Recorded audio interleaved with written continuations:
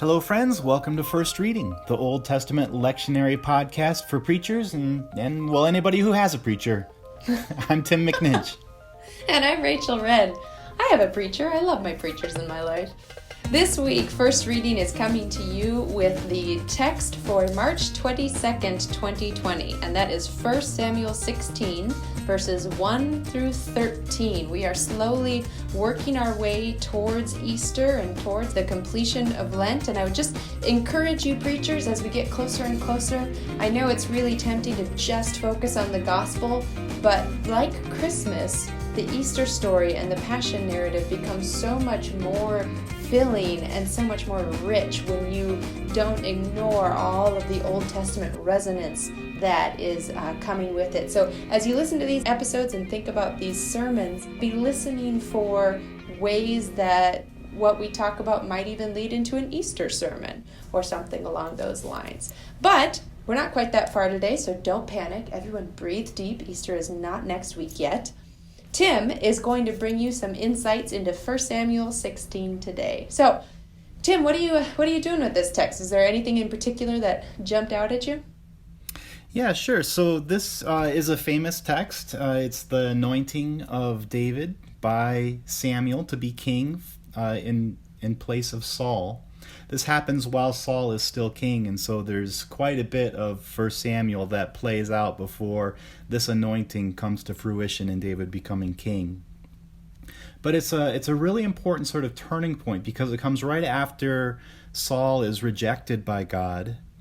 And Samuel the prophet is upset about that, and God tells Samuel in the first verses that we're looking at to get over it and go anoint the new king.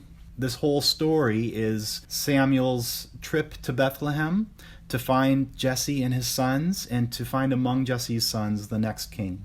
Okay, so Samuel doesn't want to do this thing, and yet God sees in this particular man and his sons something good for the future of Israel. Is there anything significant with what God is talking about there as he describes this to Samuel?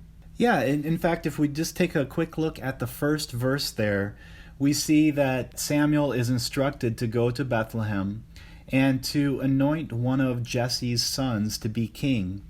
In many of the translations it says, for I've decided on one of his sons to be king. This is a point where a little peeling back the English to see the Hebrew behind it is really helpful, because quite literally it says, Ki ra'iti b'vanav li melech, because I have seen from among his sons for me a king. And in English we don't usually say something like, I've seen for me a king. That's kind of awkward. But in the Hebrew, it's pulling out that particular verb as a way of indicating that this story is going to be about sight and about what God sees and about how God sees. So that's an important little tidbit to keep an eye on, and as we get further into the text, we can refer back to that little insight. So does that word, the Hebrew word for sight, does that come up as kind of a theme word throughout this story? It is. In fact, it's really the heart of this whole text. In fact, I would probably just drive us right to the central verses of this passage, which are in 6 and 7. So Samuel gets to Bethlehem, and Jesse parades his sons before Samuel. And the first one to come across is Eliab. And this son he's the eldest. He's tall, he's good looking. He reminds us a lot of Saul in his appearance. And Samuel's response is, well, this is definitely the one. But what God says is really instructive. Pay no attention to his appearance. And that word appearance, again, in the Hebrew, that's mareh, which comes from the same root of sight, ra'ah. And so again, it's don't pay attention to what he looks like or to what you see of him, for I've rejected him. And that language of rejection is the same language that we heard about Saul in the previous chapter. I have rejected him, says God. This almost feels a little bit like a divine 4-H show If you've ever been to a 4-H show, you know they parade out the cattle and they're brushed and they're beautiful and they're well fed, and it's almost like God is being like, all of that work into external appearances for nothing. Yeah, a 4-H show or a beauty pageant or Yeah. whatever Oh, there you go. Yeah. whatever sort of metaphor works there. But then it gets to the second part of verse 7. I've rejected him, for not as a man sees does the Lord see, as the JPS puts it. Man sees only what's visible, but the Lord sees into the heart. This is the point that this passage is trying to make. God sees differently than people see. I'd spent a little bit of time, Rachel, trying to unpack that Hebrew for myself because it's unusual, the way that it's constructed there, and its meaning is a little bit ambiguous. So here's the phrase in Hebrew, and I'll translate it quite literally. Ki ha'adam yireh le'enaim, for a person sees to the eyes. Va'adonai yireh la'levav, but God sees to the heart. So a person sees to the eyes, but God sees to the heart.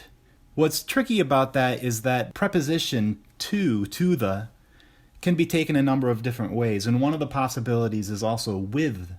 So a person sees with the eyes, which makes sense of that phrase.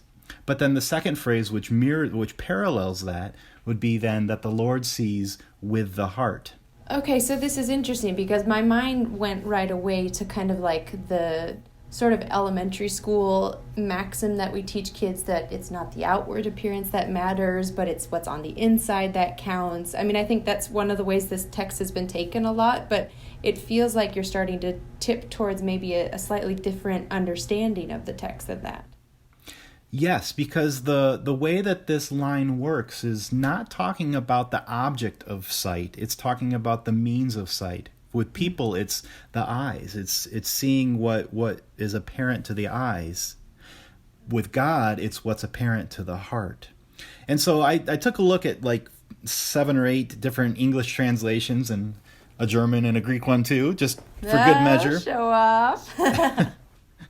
They all flip the second phrase so that the first one is about how people see, but the second one is about what God sees, the heart of David. And so it's implying, these translations are implying that there's something in David's heart that God sees in this passage that provokes God to choose him over his brothers. But the line itself in Hebrew is exactly parallel, so that the first part about how people see is just like the second line about how God sees. So I would like to explore for just a minute what that could mean. If people see with the eyes, but God sees with the heart, just off the cuff, how would you think about seeing with the heart, what that could mean? Yeah, that's such a great question, because lave, so the Hebrew word for heart is lave. They didn't have a word for brain. They didn't have any word that we would connect to the squishy pink thing inside of our head. But a lot of the functions of the brain are attributed to the heart. And then there's this kind of other meaning of volition or will, of what we want to do, what we will to do. So if you're seeing things by means of your heart, if you're seeing things through your heart, it could carry some of those resonances. It could carry with that sort of intellectual, I'm really reasoning through things. If you're seeing through your emotional heart, it's maybe more of like a gut instinct that's being attributed there. Or if you're seeing through the volition or the will of your heart, it's sort of that you have this plan. You've got a thing that you want done, and so you're seeing what's going to help best complete that plan. That's just kind of off the top of my head some ways that I could think through that. What did you make of it? No, I think that's exactly the direction that I was going with it, which reflects us back again to the first verse where it says that God sees for God's self among the sons of Jesse a king. And the way that is often translated as I've decided on or I've chosen for myself a king has that reflection too of God has made a willful decision by seeing one of Jesse's sons. But it's not the way people see with our eyes that are so easily deceived by, the characteristics that David's brothers had here of being tall and of, good stature and all of that. Interesting, because if this were talking about David's heart instead of God's heart, then we'd expect that to show up, right? Right, we would expect it to say that, and here's David, and wow, his heart was just so pure and so devoted. But no, he just is described like the rest of them, except, he's a little shorter than his brothers, and, he has attractive eyes, He's batting his eyelashes. That's right. So there's nothing there about David's heart that would sort of attract God to have chosen him. Instead, God has chosen David because of God's own lev, God's own heart, the will, the plan, the reasoning of God's own heart. And that's the contrast that's made in this text, which is really important because in the larger context of really all of the book of Samuel is the contrast between Saul and David.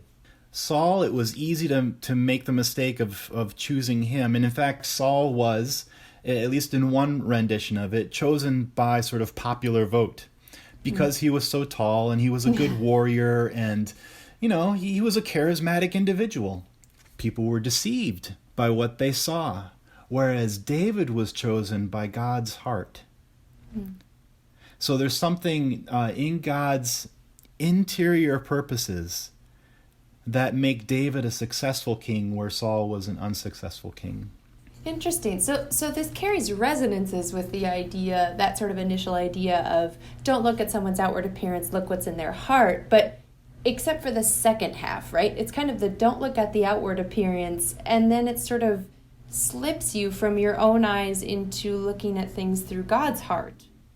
I think part of what's going on is that what's in God's heart is, in a way, inaccessible to us. That's God's own thing. So it's not so much about our choices, I think. I mean, it's telling us to be careful not to be deceived by what we see. That much is true. But I think this passage is actually less about the way that we choose, and it's more about our response to God's choices and how we second-guess God's choices. It's saying that God is not deceived by appearances like we are.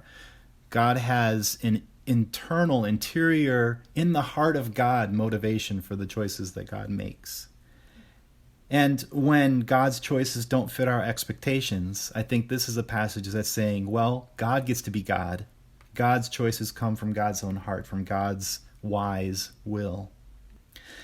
Although I might want to touch on a preaching pitfall here, because even hearing those words come out of my mouth in that sort of Calvinistic direction, which is all well and good, there's also the danger of saying to people who are suffering or who are struggling against injustice, don't sweat it. It's all part of God's plan. God has made all these choices, and, there's nothing you can do about it anyway, so just accept it. I think that's actually a more of a dangerous way of interpreting this, because it's not saying that everything happens is a part of God's perfect plan. It's saying that the choices that God makes come from within God. So rather than sort of an explanation for all of the crap that happens in the world, I think there's more of a pastoral edge when we second guess God's choice of us. And maybe that's where I would take a sermon on this text. That when we look at ourselves, both of perhaps at our external appearance, but even at our own hearts, and find that there's a bunch of garbage in there too, and we wonder why God would choose us to be a part of what God's doing in the world. I think this is a passage that says God doesn't make God's own choices based on something that God sees in us or about us. God chooses out of God's own purpose. God chose David not because of what David had done or didn't do, but because of what God had for him to do. And I think God chooses us too because of what God has for us to do. So it's not on us to try to measure up to something. It's actually God's work to equip us for the calling that we get from God. And I think when we downplay our own potential because of what we see of ourselves, we're actually doing what this text says that people tend to do. We're just, we're making judgments by appearances. We're seeing with the eyes. But God sees with the heart, and that's an encouraging thing. I really like that. And this is a really rich text that I don't think I would have gotten there just on initial reading because it is so famous. So thanks for expounding on it for us. You bet. Well, folks, we hope that was helpful in juicing the gears. That's mixing metaphors in a gross kind of way, but I'm going to stick with it. Your sermonic gears today.